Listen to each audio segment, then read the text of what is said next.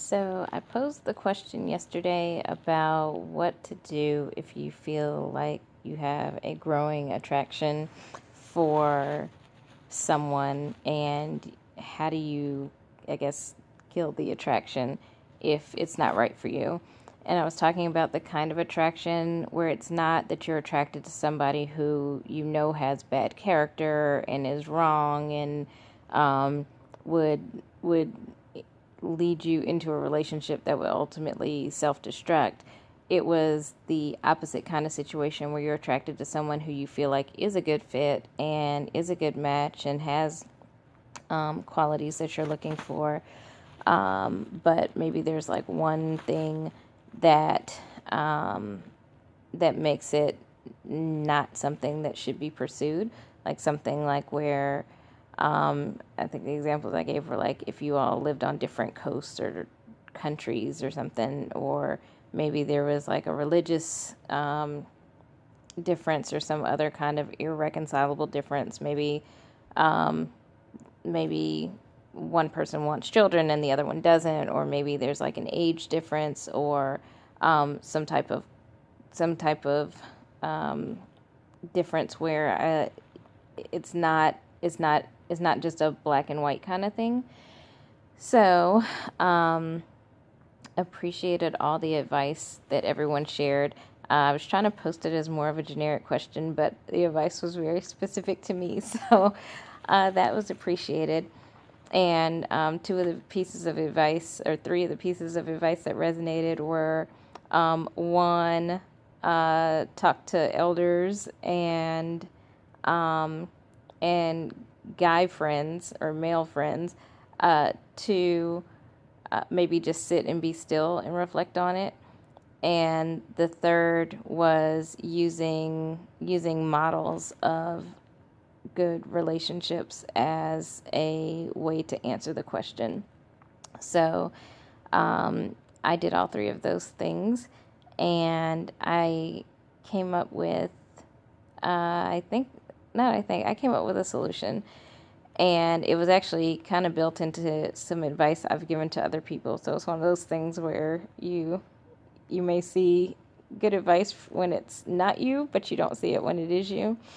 And the advice that I thought of was one, definitely, again, I've recognized that virtually all the good dating advice I've ever received has been from men. So that was helpful. And then in looking at models of healthy relationships, one of the things that I've always talked to older couples since I was little. I've always been fascinated by couples who've stayed together and had really long-lasting, healthy marriages and relationships, and done like sort of informal interviews with them. And most recently, I've done actual formal interviews with couples. And one thing that I can and will take away, it's going to sound weird, but I'm going to quote a movie that's not from anything African centered. I used to love the movie He's Just Not That Into You. And there's a line in there where the guy says, if a guy is into you, he will do whatever it takes to be with you, and he will make it happen. And if he's not willing to do that, or if he's only willing to do something short of that, then he's wrong.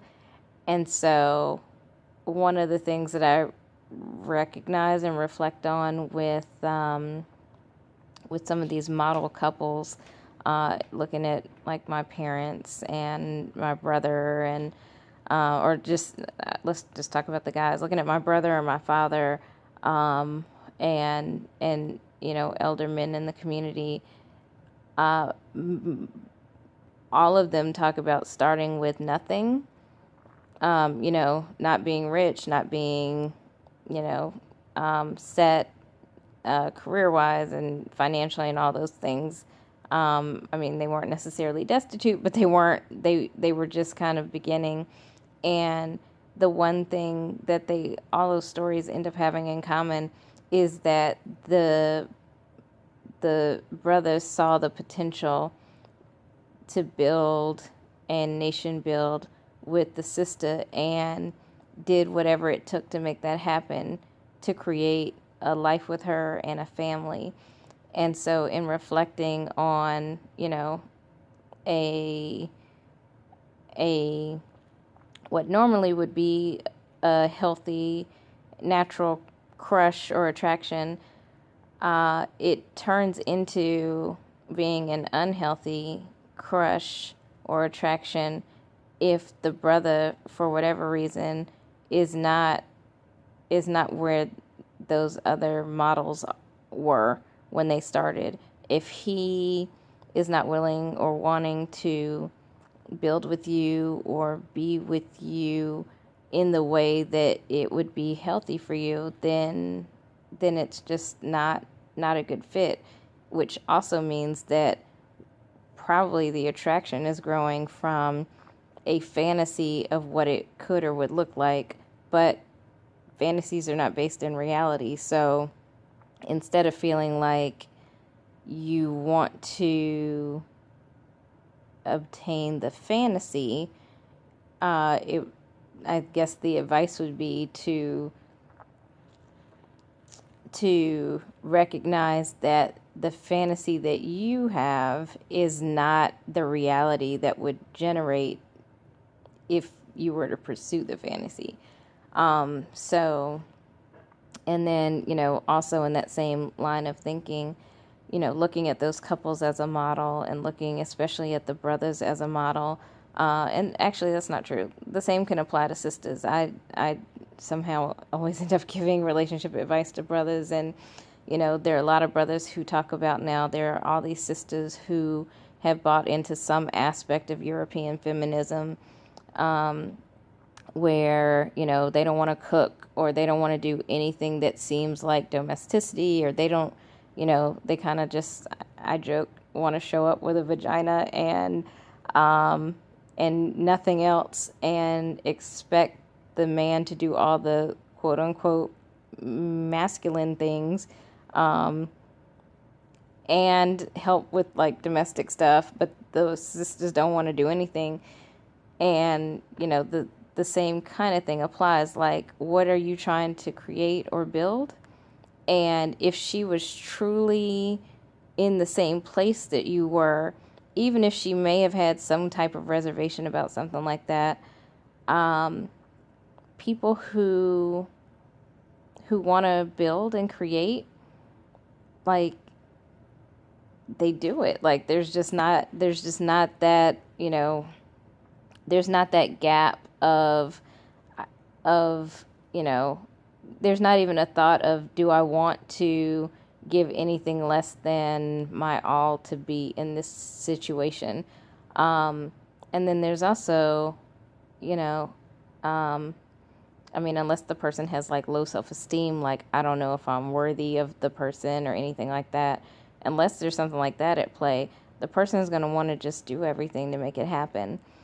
And to the point of maybe it's like low self-esteem or self-doubt, like maybe I'm not good enough or maybe I'm not worthy or something, then you need to really reflect on that. Because if you get into a relationship with someone, if you can look at someone and see them and see the potential with them, but they can't see that in themselves, then the relationship or anything that would blossom from that would ultimately implode, because that person is coming into it with just the kind of self-doubt where you can't build on that.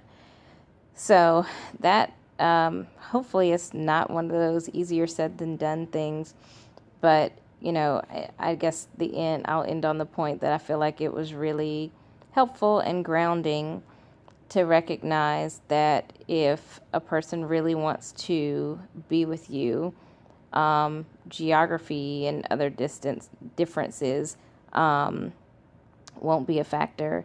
And if they are really right for you, they will see the potential of the fantasy and work to create it regardless of their circumstances, and anything less than that is just not for you.